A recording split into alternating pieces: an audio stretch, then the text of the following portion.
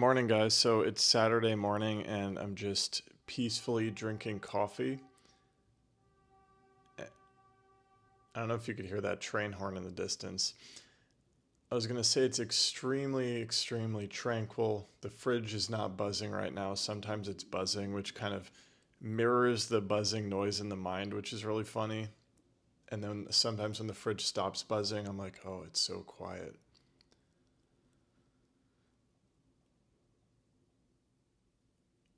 But I'm just enjoying this piece, and, you know, this was a really intense week of action and expansion for me.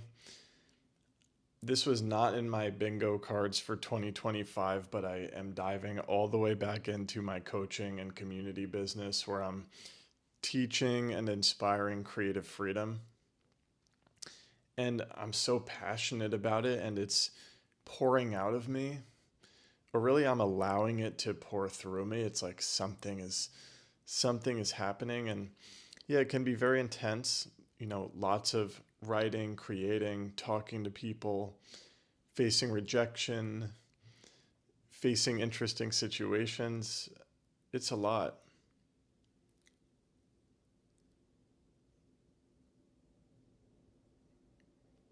And on Friday, I hit the point where I was like, I felt that tension in my body, that this gripping sensation. You know, it was such an outpouring throughout the week, but then it hit this point on Friday where my mind started to try to take over the situation, and my mind started to, it stopped being this outpouring and it started being this stressful, anxiety inducing thing that I had to figure out.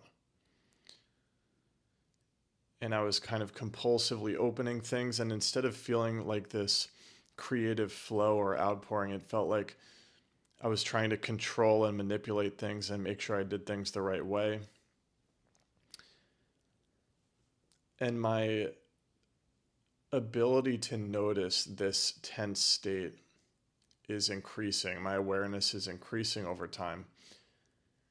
And I'm really learning the importance of this yin and yang, this balance between intensity and creativity and showing up and engaging with the world and building the projects that you want to build and all of this versus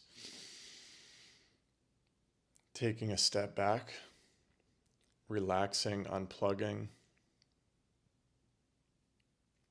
connecting with silence.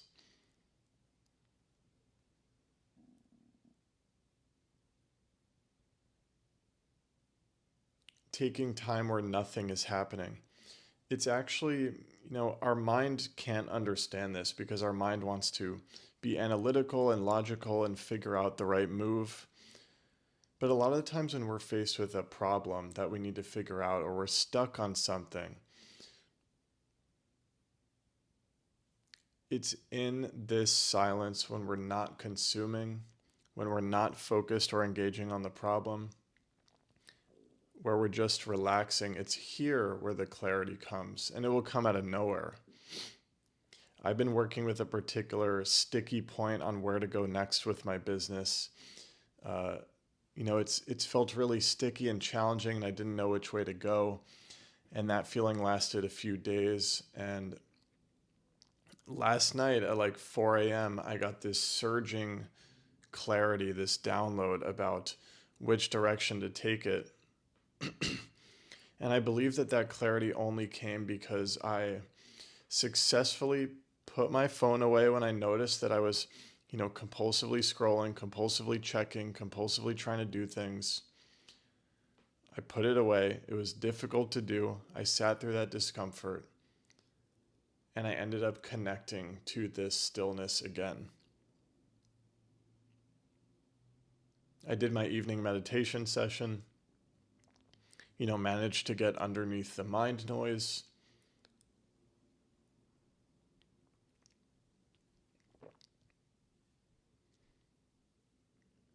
It's becoming very clear to me how deeply important it is to have regular opportunities to unplug with intensity, like radical peace, radical stillness.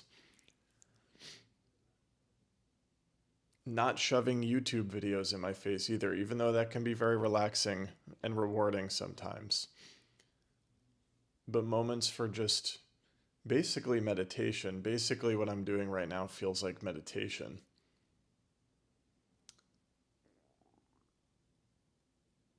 And I know I'm creating right now, but once in a while, I have this unique ability to stay connected to peace and presence and pour out a video from that place, which is very, very satisfying and fulfilling for me.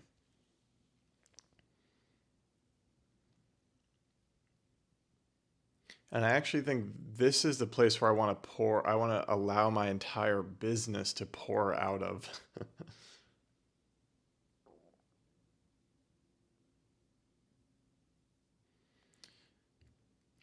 Because I think whenever the mind gets over involved and things become, there's this haste and rush and things need to be figured out the right way and right away, there's some mistake happening. It's like the ego has taken over. It's like this little version of I has decided that it knows exactly what and when and how the plan is supposed to unfold, which is foolish if you think about it. Like, of course, we can't know how things are supposed to unfold. Actually, in my first weekly stillness sessions, the reading I did was from A Course in Miracles, and I think the lesson was I do not perceive my own best interests. And I love A Course in Miracles because it's so direct, but I do not perceive my own best interest. It sounds strange, right? We think we perceive our own best interests. We think that when we go into a certain situation or wake up to a certain day or work on a certain project, we think that we know which way things ought to go so that it can benefit us the most or benefit the situation the most. But truly, if you dig into it, how do we possibly know that? Let's say we're walking into a room and we think we perceive our best interests. We think that if we say the exact right things that everything's going to go well. But what if slipping up and saying the wrong thing is actually what one person in that room needed to hear and they had a big realization and it made their day better or their whole life better even?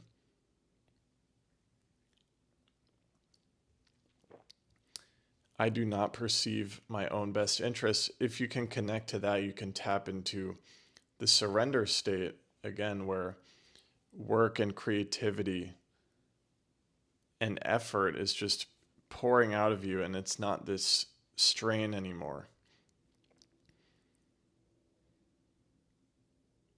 You know, even reading that quote at the beginning of my meditation class helped me realize, yeah, I don't know exactly how I'm supposed to be during this class. Let me just be here and see what comes through.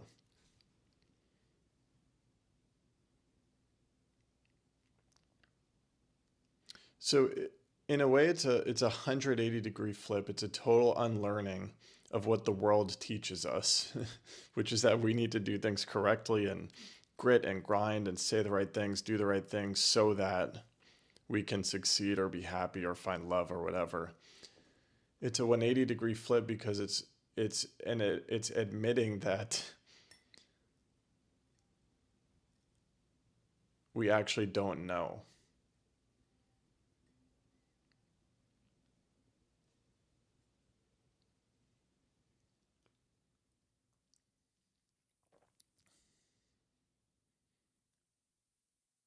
I'm continuing to experiment with surrender, and it seems like my life is heading in a much better direction the more I do that. I can't say I've made it to the pinnacle of the mountain, but the actions that come through surrender seem to bring me deep peace, fulfillment, and alignment.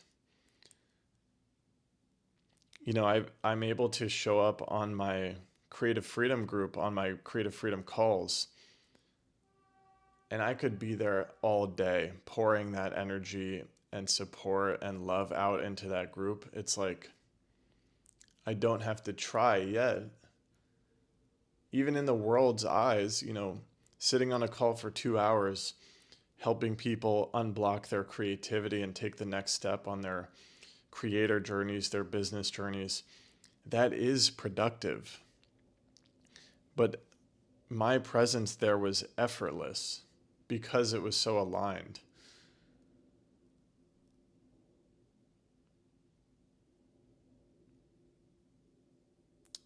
So I think it often takes some digging, and for me, my quickest method to accessing that absolute clarity on what to do in each moment, the quickest way I've been able to get there myself is through this kind of a stillness practice.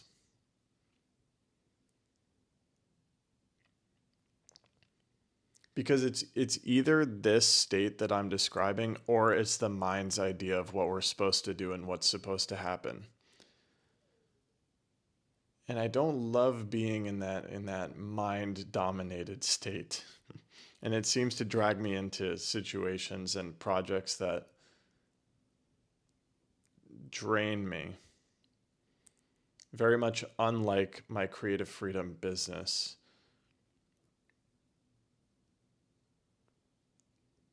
My mind will drag me into tasks that like are painful for my soul. And they take forever for me to complete, even though they're very simple, because I don't want to do them. They're misaligned.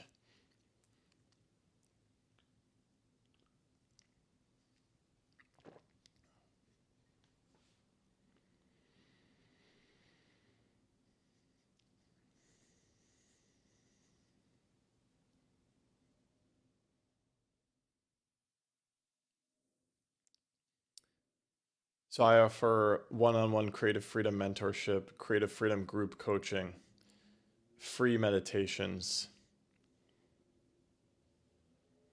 I'm considering myself to be in a beta year. Everything's just kind of storming and experimenting, and I'm diving into things, but I'm very much here and open to support you now, which I'm very excited about. So please check the links in the description. Reach out. There's also a link to book a free connection call if you want to explore. Just chat about your dreams, on your creator journey, your life journey, your challenges, what's getting in the way, and we can talk about if anything that I offer can help you, can be of assistance to you.